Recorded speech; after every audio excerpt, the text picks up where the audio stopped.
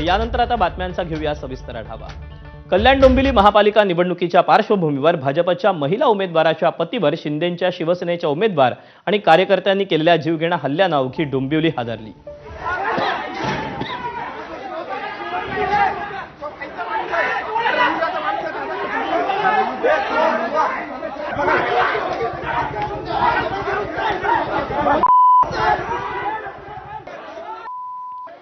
ही धक्कादायक घटना डोंबिवलीच्या तुकारामनगर परिसरात प्रभाग क्रमांक 29 मध्ये घडली। या घटनेत भाजपच्या उमेदवार आर्या नाटेकर यांचे पती ओमनाथ नाटेकर यांच्यावर जीवघेणा हल्ला झाला। या प्रकरणात शिंदेंच्या शिवसेनेचे उमेदवार नितीन पाटील, रवी पाटील, रोशन पाटील, यश पाटील यांच्यासह आणखी 3 जणांवर हत्येचा कट रचल्याचा गुन्हा दाखल करण्यात आला।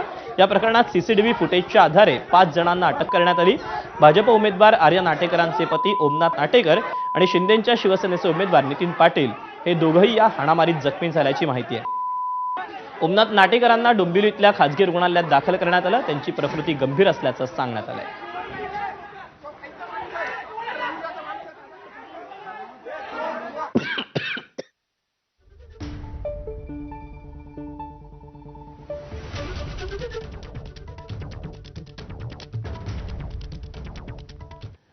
दरम्यान डोंबिवलीतल्या